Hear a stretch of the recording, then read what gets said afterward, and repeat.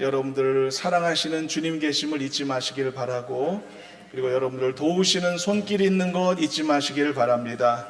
그러므로 어려움과 힘든 일이 있어도 넉넉히 승리하게 되실 줄로 믿습니다. 매일매일의 승리의 삶을 주님의 은혜와 그 동행하심에 따라 더 풍성히 경험하며 살아가는 우리 모두가 되기를 간절히 소망합니다. 절 따라 해보겠습니다. 손을 들고요. 나는 주 안에서 항상 행복합니다. 나는 주 안에서 반드시 승리합니다. 고백대로 될 줄 믿습니다. 온가족 행복주의를 맞이해서 다시 한번 서로의 소중함을 일깨우면 좋겠고요. 가정을 통해서 하나님이 허락하시는 엄청난 위로와 사랑이 있는데 그것을 더 풍성히 경험하겠노라고 다짐하는 우리 모두가 되었으면 좋겠습니다. 한번 서로를 보며 선포하겠습니다. 절 따라합니다. 당신은 나에게 소중한 사람입니다.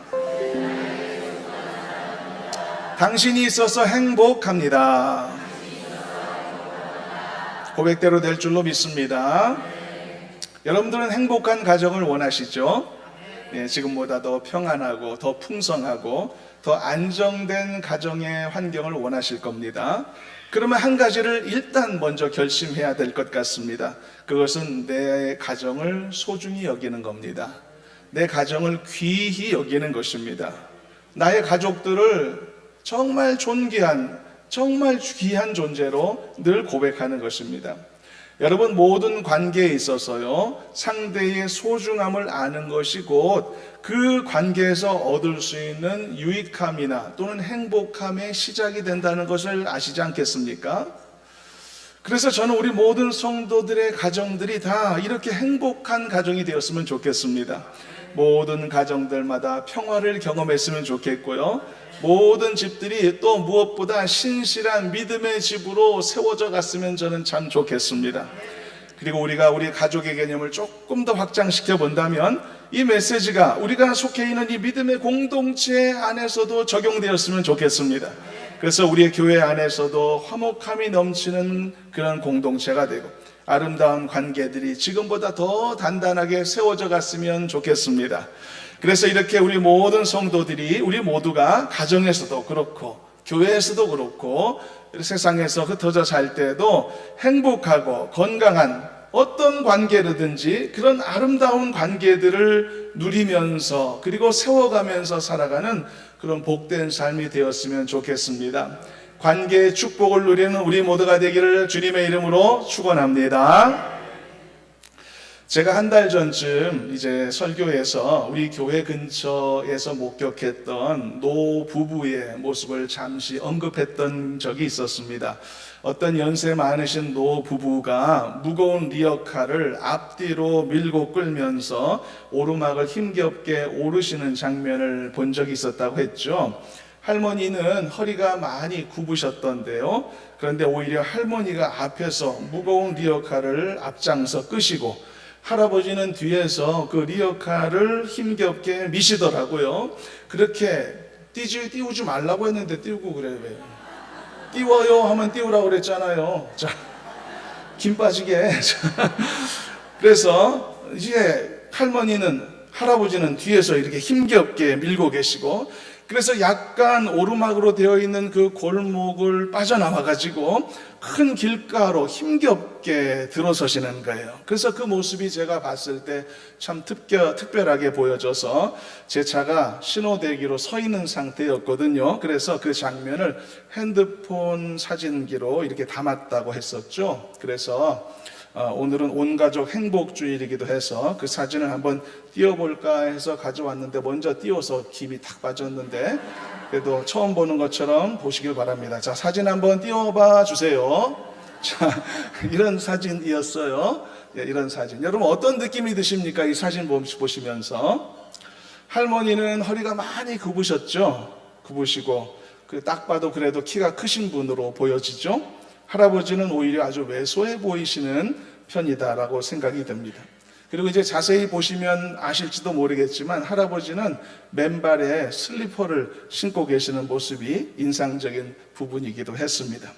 제가 이제 이 두 분의 관계를 다 알 수는 없지만은 아마 얼핏 보면 젊으셨을 때도 그다지 어울리는 커플은 아니었을 것 같다는 생각이 들기도 했었습니다. 키 크신 할머니, 키 작은 할아버지, 좀 언밸런스 하지 않습니까? 또 앞에서 이끄는 할머니, 뒤에서 밀어주는 할아버지도 사실 위치가 바뀌어야 될 것 같기도 하고, 그래서 그다지 어울리는 조합은 아닌 것 같다, 그런 생각이 들었습니다. 그러나 그래도 오랜 세월 동안 두 분이 함께 동고동락 해오셨기 때문에 이런 모습이 연출될 수 있었지 않았을까라는 생각을 했습니다. 힘겹게 리어카를 앞뒤로 밀고 끌면서 오르막을 오르는 바로 이 장면이 인생을 우리도 살아갈수록 이 가족이라고 하는 관계와 존재가 얼마나 소중한가, 서로에게 위로와 행복을 주는 얼마나 큰 존재들인가를 다시 한번 깨닫게 되는 것 같습니다. 사진 내려도 됩니다. 네, 내리시길 바랍니다. 자, 여기까지 보겠습니다.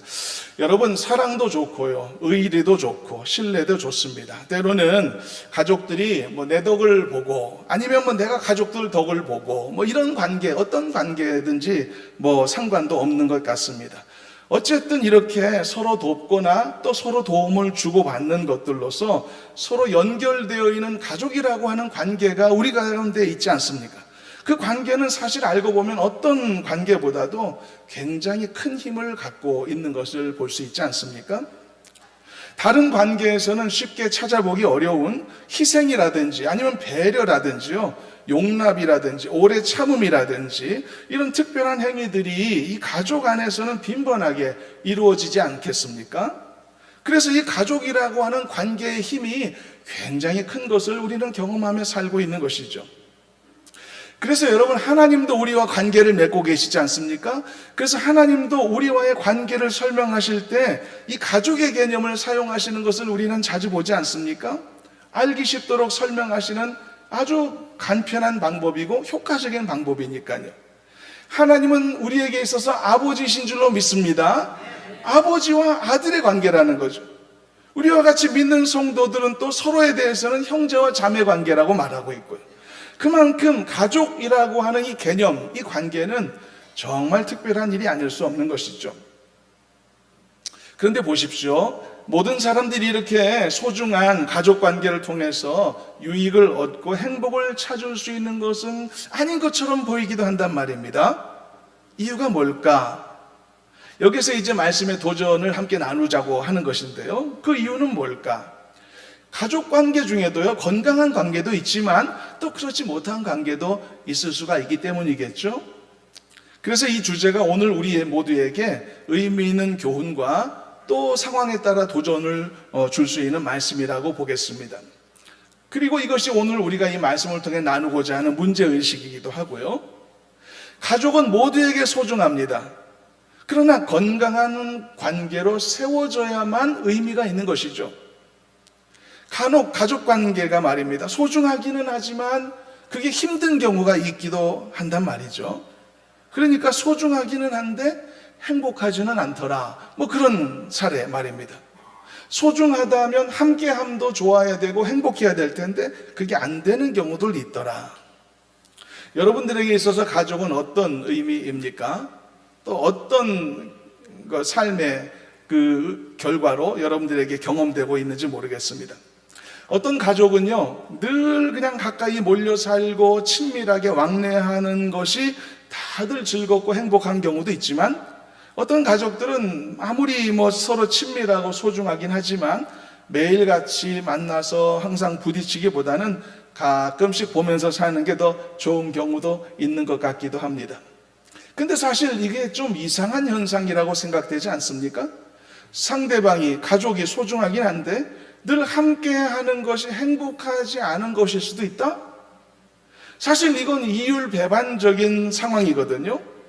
소중한데 갖고 싶지는 않아, 이런 말과 같은 것이니까요. 정말 갖고 싶은데 막상 가지려고 생각하면 좀 꺼려진다, 이런 어떤 물건이 있다면 이건 좀 약간 이상한 거 아니겠습니까? 뭔가 문제가 있는 상태죠. 저는 강아지를 좋아합니다.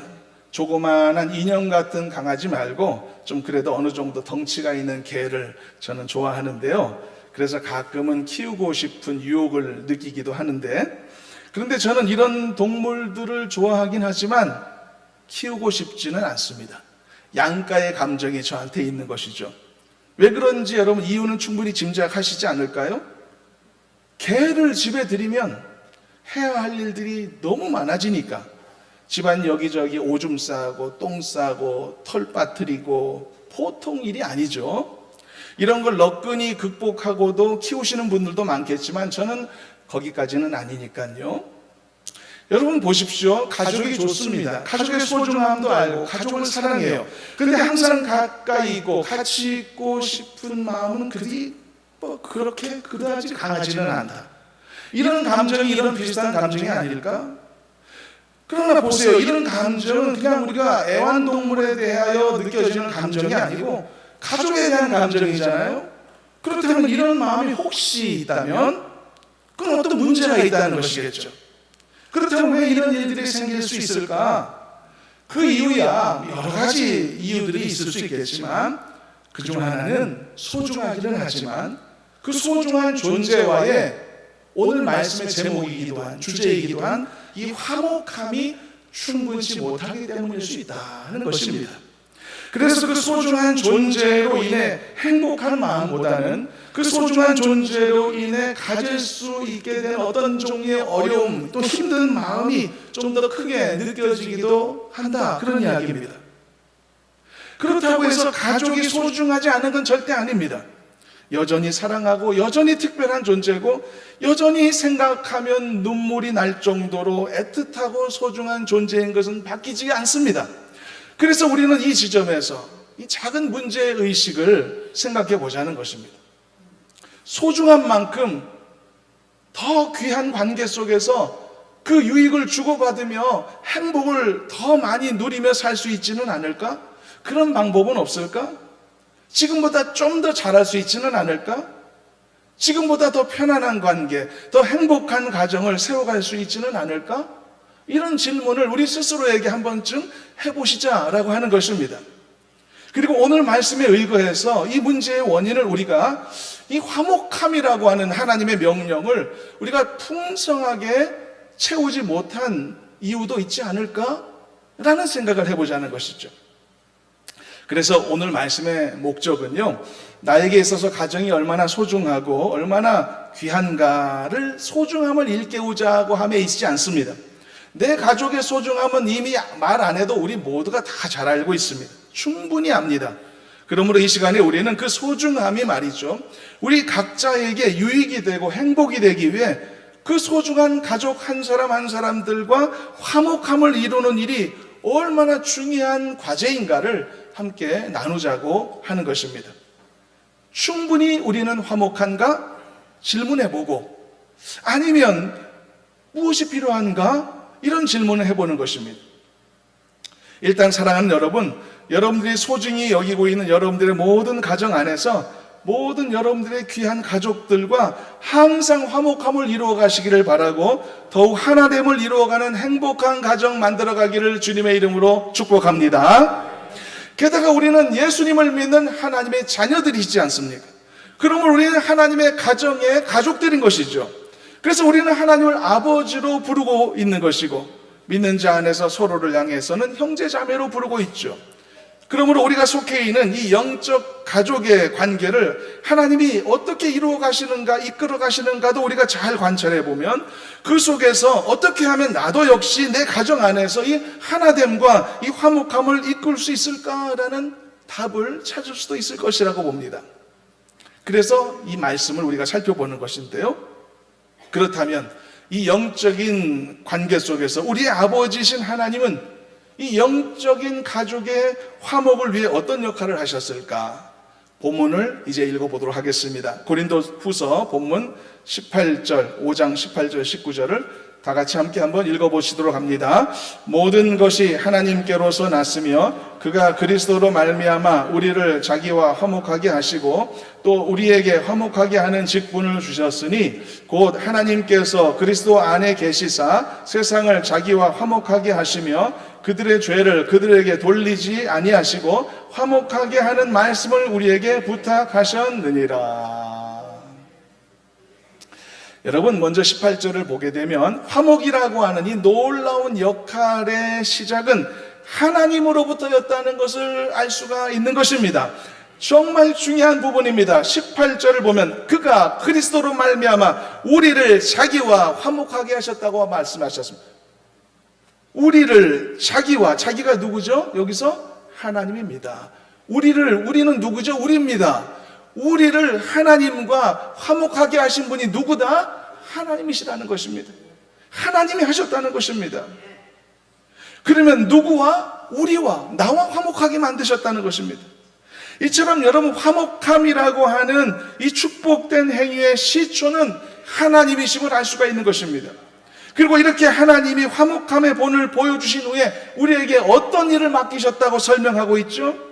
우리에게 화목하게 하는 직분을 맡기셨다고 말하고 있습니다.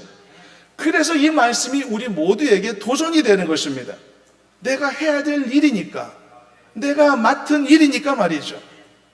그래서 제가 사실 기회가 될 때마다 자주 강조하는 말이 있지 않습니까? 서로 사이좋게 지내야 된다고요. 제가 자주 말씀하지 않았습니까? 서로 사이좋게 지내야 된다고.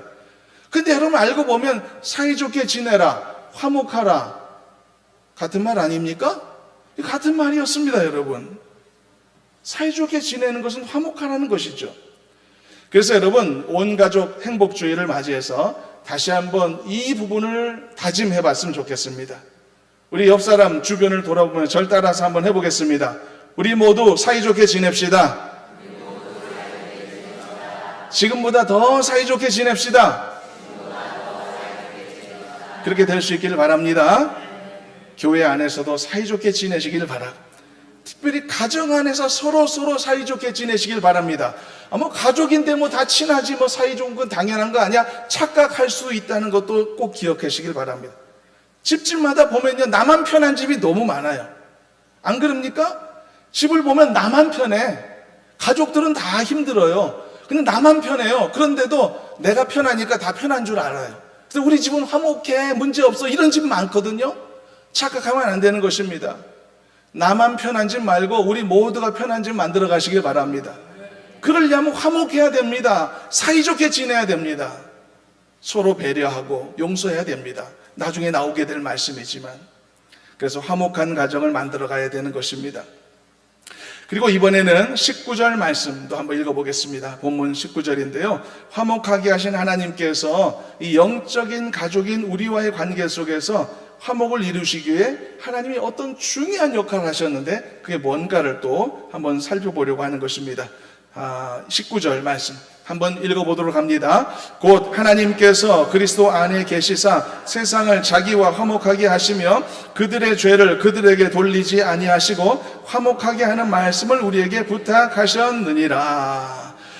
자, 이 19절 말씀 중에 중요한 한 가지 내용이 서술되어 있는데 그게 뭔지 눈치채셨습니까? 그들의 죄를 그들에게 돌리지 아니하셨다고 말합니다. 이건 오늘 말씀에서 굉장히 중요한 메시지 중에 하나입니다.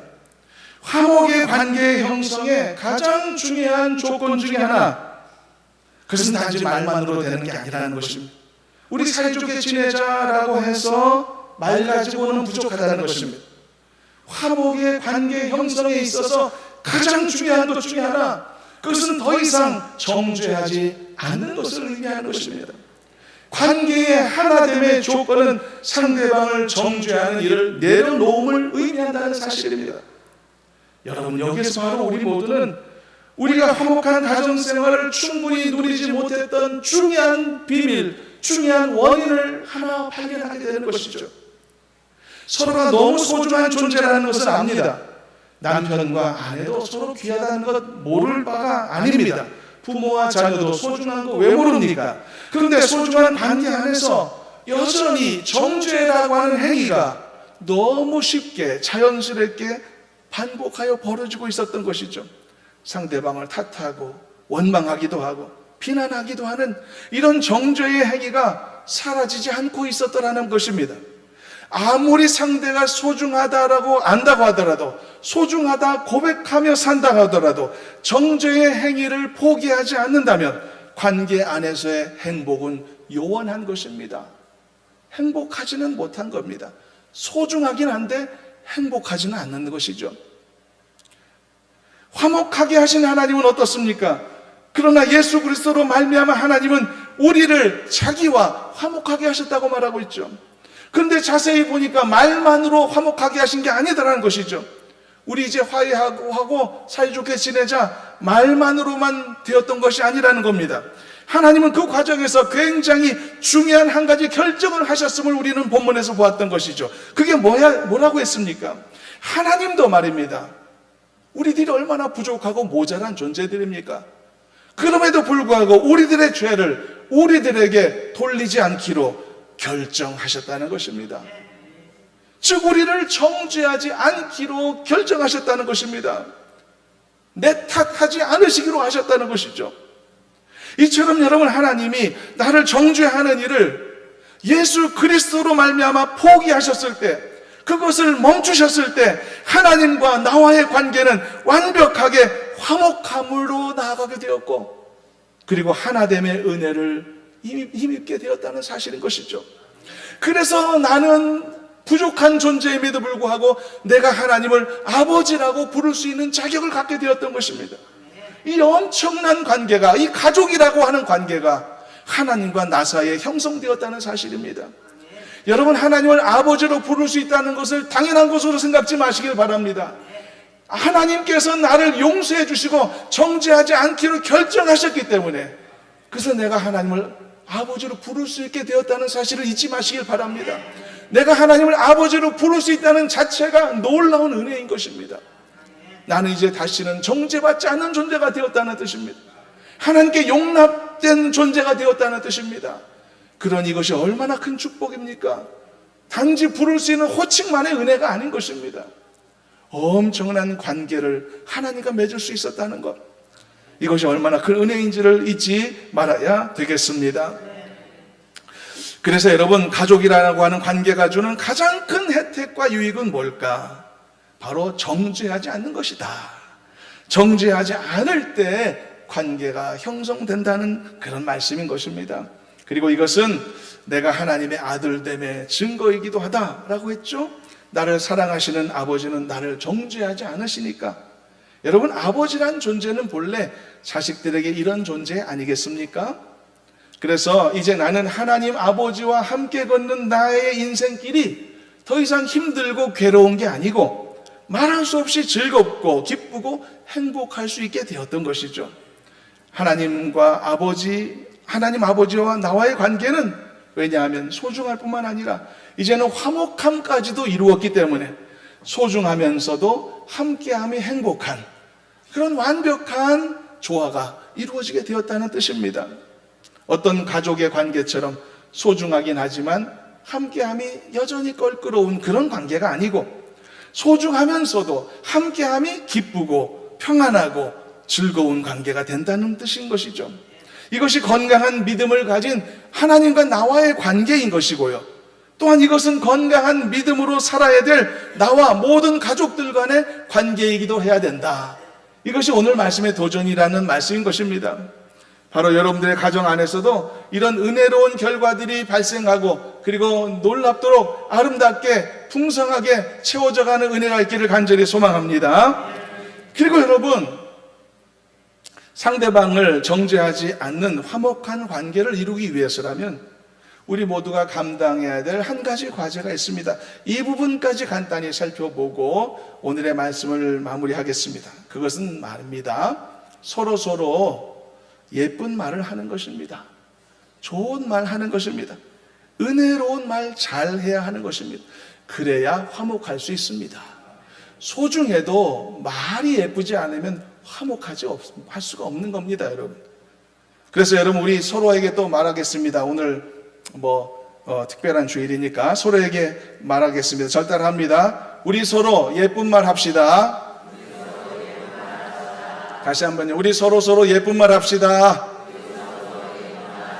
그렇게 될 수 있기를 축복합니다. 화목한 관계, 서로를 정죄하지 않은 관계 형성을 위해 예쁜 말 하는 것은 정말 중요한 일입니다. 어떤 사람은요, 속마음은 그렇지 않은데 항상 입이 문제인 경우가 있어요. 퉁명스럽게 말하는, 이게 습관을 가진 경우가 있어요. 이런 분들은 그 습관을 좀 고쳐야 됩니다. 또는 늘 상대방을 탓하거나 비난하는 좀 부정적인 언어가 이게 틀에 박힌 경우들도 많이 있는 것 같아요. 희한하게 언제나 하는 말이 부정적이에요. 같은 말을 하는데도 부정적인 이 형식으로 말을 한단 말이에요. 이래서는 안 된다는 이야기입니다. 아무리 말입니다, 속마음은 그렇지 않더라도 그 입에서 흘러나오는 언어가 부정적이거나 은혜롭지 못하면 화목한 가정이 어렵습니다. 평안한 관계가 어렵습니다. 소중한 사이라도 그런 것입니다. 여러분들은 여러분들 자신의 언어가 어떤 쪽이라고 생각하시는지 모르겠습니다. 긍정의 언어가 더 많다고 생각하시는지, 아니면 부정적인 언어 표현이 더 많다고 생각하시는지, 여러분 이거 진짜 굉장히 중요합니다. 이 언어의 성향에 따라서 상대방에게 완전히 정반대의 다른 감정을 전달할 수 있기 때문이죠.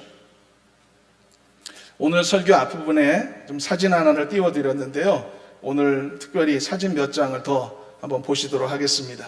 부정적인 언어와 긍정적인 언어의 느낌, 차이, 또 효과가 어떻게 다른가 이 사진을 통해 한번 비교해 보려고 하는데요. 이 사진들은 제가 정확히 한 3년 전에 찍어놓은 사진들인데 겨우 찾았습니다. 설교에서 한번 사용해 봐야지 하고 찾았는데 안 찾아지다가 겨우 찾아서 이제 소개하려고 하는데 오늘 보여드리겠습니다. 자, 먼저 부정적인 언어의 느낌과 그 차이를 한번 살펴보시겠습니다. 자, 사진 띄워주세요. 이럴 때 띄워주는 겁니다. 알았죠? 사진 띄워주세요. 자, 이게 뭘까요, 여러분? 뭘까요? 한번 큰 글씨만 같이 한번 읽어보시도록 할까요? 한번 읽어보겠습니다. 잘못된 주차로 다른 입주민에게 피해를 주지 않았나요? 어떤 느낌이 드세요? 이거 너무 평범한 거 아니야? 늘 어디서나 볼 수 있는 거 아니야? 근데 여러분, 여기에 저는 이 현수막 처음 봤을 때 굉장히 많이 이렇게 많은 걸 이렇게 느꼈는데요. 이 현수막은 제가 지금 살고 있는 사택 아파트 주차장에 걸려있는 현수막입니다. 3년 전에 찍어놨는데 지금도 붙어 있더라고요. 내용은 금방 캐치하실 수 있겠죠? 주차를 바르게 해놓으라는 거죠. 주차를 이상하게 해서 다른 사람 불편하게 하는 사례가 많다는 것이죠. 그러니까 이렇게 하지 말자라는 그런 현수막이죠. 자, 근데 보세요. 이 길지 않은 한 문장 안에 얼마나 많은 부정적인 표현들이 들어있는지 제가 한번 세워보겠습니다. 첫 번째는 잘못된 주차라는 표현이 있습니다. 주차가 잘못됐대요. 뭐가 잘못됐다는 거예요? 이 잘못됐다는 건 부정적인 표현이지 않습니까? 그리고 두 번째, 다른 입주민이래요. 다르대요. 입주민인데 다른 입주민이래요. 이웃이라고 하는 좋은 표현도 있을 것 같은데 다르대요. 나하고 다른 입주민. 이 다르다는 것도 부정적인 표현입니다. 세 번째는요, 피해를 주다 그런 표현이 있죠. 피해를 줬대요. 피해. 상대방에게 피해를 줬대요. 피해가 발생했대요. 이것도 상당히 부정적이고 도발적인 표현이 아닐 수 없죠. 그리고 마지막 네 번째, 피해를 주지 않았나요? 하고 느낌표까지 있어요. 자, 지금 이 현수막을 읽고 있는 누군가를 지금 책망하고 있는 거예요. 야단치고 있는 거예요. 질책하고 있는 거예요. 당신 지금 피해를 끼치고 있는 거 아니야? 너 피해 끼치고 있지? 지금 그러고 있지? 라고 책망하고 있는 겁니다. 자, 여러분 보십시오. 이 현수막이 뭘 말하려고 하는 건지도 알겠고, 이 현수막이 왜 필요한지도 알겠어요. 그건 동의해요. 그러나 이렇게밖에 표현할 수 없을까? 다른 표현도 얼마든지 가능할 것 같거든요. 그렇다면 이번에는 이제 또 사진 하나 더 볼 텐데, 이번에는 부정적인 언어가 아닌 긍정적인 언어와 그 느낌을 한번 또 하라니까 또 사진 띄우세요 하면 띄워요. 알겠죠? 오늘 자꾸 김 빠지게 하지 말고. 자, 이번에는 부정적인 언어가 아닌 그런 긍정적인 언어와 그 느낌을 살펴보겠습니다. 자, 이 사진도 제가 3년 전에 비슷한 시기에 길 가다가 찍었던 사진인데, 자, 사진 띄워 주세요. 자, 이래 해야 돼야지. 자, 이것도 한번 큰 글씨 한번 읽어보도록 할게요. 읽어봅니다. 안전한 우리 동네 함께 만들어요. 그 아래 좀 사진이 좀 잘렸는데, 태평이동행정복지센터 우리 동네입니다. 제가 사는 동네. 자, 뭐가 다른지 이제 아시겠죠? 뭐가 다른지. 안전한 우리 동네 함께 만들어요. 하나도 버릴 게 없는 표현 아닌가요? 아까 현수막에 뭐라고 했었죠? 피해라는 단어가 있었죠. 지금은 여기에 안전하다는 표현이 있죠. 아까 현수막에는 다른 입주민, 지금 여기는 어떻게 되어 있죠? 우리 동네. 얼마나 편안합니까? 아까는 현수막에서는 피해를 주지 마라고 되어 있었잖아요. 지금 여기는 함께 만들어요.